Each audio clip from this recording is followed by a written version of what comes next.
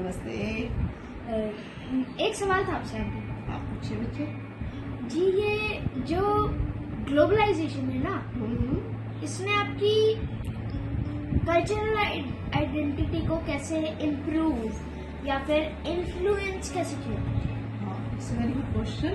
Actually ये जो start हुआ रिफॉर्म ग्लोबलाइजेशन का, इट स्टार्ट इन 1991 जब राजीव गांधी ने अब हमारी फॉरेन पॉलिसीज को थोड़ा सा इम्प्रूव किया। Now it will be easy for everybody कि वो हम लोग हमारे बच्चे बाहर गए, हम लोग बाहर गए, वहाँ के लोग यहाँ आए, तो उससे क्या हुआ कि हमारा जो कल्चर है इंडिया का वो जो बाहर तक पहुँचा।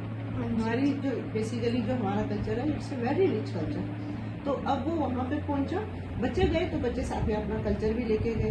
तो वहाँ पे अब जो हम लोग यहाँ पे क्रिसमस मनाते हैं या वो लोग वहाँ पे जो दिवाली होली मनाते हैं, ये उसी का एक पार्ट है। आज हमारे डांस जितने भी डांस फॉर्म हैं they are very popular in US and other countries. तो वहाँ वो बच्चे भरतनाट्यम सीखते हैं, कथकली सीखते हैं, तो हमारा कल्चर इम्प्रूव हो रहा है। और हम भी यहाँ पे देखो, आप लोग भी मनाते होंगे, जैसे यहाँ पे आप न्यू ईयर मनाते हो, क्रिसमस मनाते हो, तो अब दोनों का एमलगमेशन होने से क्या हुआ कि आपके पास बहुत सारी पॉसिबिलिटीज है, यू कैन लर्न एनीथिंग। तो इसके अलावा क्या हुआ, ये तो हो गया कि हम जैसे हमारा कल्चर है, हमारी ड्रेसेस हैं, that is the part of the culture.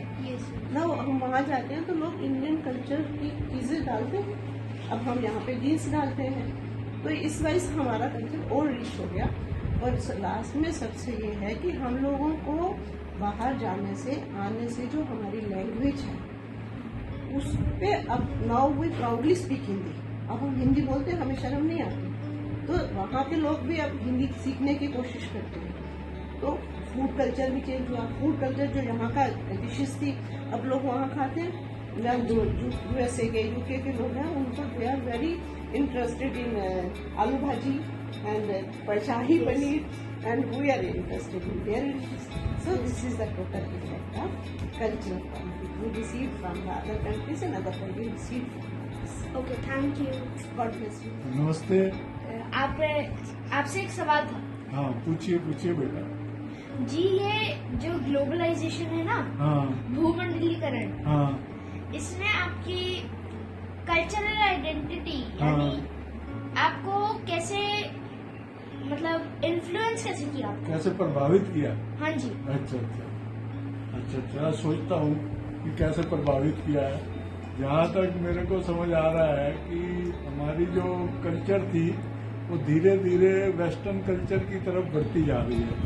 हाँ उसका शायद यही एक कारण है कि अब धीरे धीरे ग्लोबलाइजेशन होता जा रहा है पूरे वर्ल्ड में।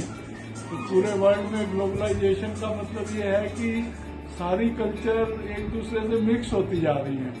जैसे हिंदू कल्चर थी, ऐसे ही जैसे हमारे इंडिया में बहुत सारी कल्चर हैं, पंजाबी हैं, मद्रासी हैं, बंगाली हैं, ये सारी इन सब की कल्चर अलग अलग है लेकिन सब मिक्स मिलजुल के रहते हैं। तो इसी तरह अब वेस्टर्न कल्चर है। वेस्टर्न कल्चर कहाँ से आई? बेसिकली यूरोपियन कंट्रीज से आई। तो यूरोपियन कंट्रीज की कल्चर हम धीरे धीरे अडॉप्ट करते जा रहे हैं कुछ, और यूरोप वाले हमारी कल्चर को अडॉप्ट करते जा रहे हैं। तो पूरा वर्ल्ड जो है एक फैमिली की तरह रहता है। तो मतलब हम एक दूसरे के त्योहार भी मनाते हैं। जैसे हम लोग पहले, हमें क्रिसमस पता ही नहीं होता था क्रिसमस क्या होता है, लेकिन अब हम क्रिसमस मनाते हैं। तो ऐसे ही दूसरी कंट्रीज वाले, कुछ कंट्रीज वाले आजकल दिवाली मनाते हैं, कुछ कंट्रीज वाले होली मनाते हैं, कुछ कंट्रीज वाले लोहड़ी मनाते हैं। तो हम एक दूसरे के फेस्टिवल मनाते हैं। तो हम बेसिकली ग्लोबलाइजेशन का मतलब है कि हम मिलजुल के रहते हैं, तो पूरे वर्ल्ड को एक फैमिली की तरह ट्रीट करते हैं। ठीक है, धन्यवाद। Thank you. How has globalization affected और improved your cultural identity? Well, before globalization, I think that India was quite isolated from the outside world. We are not aware about lots of customs, culture of other countries. Now, after globalization, in 1991, lots of things we are aware of culture. Our food habits have changed. Now we are eating pizzas, McDonald's, which were not there prior to 1991. our factories, they have also improved their production model, because now they have to compete with the outside world. We are learning new languages. Yes. So it has, it has changed the way we dress. It's also changed the way we are no longer wearing shirt pant. Now we are wearing lots of different clothes from other countries also. Okay, thank you. Thank you.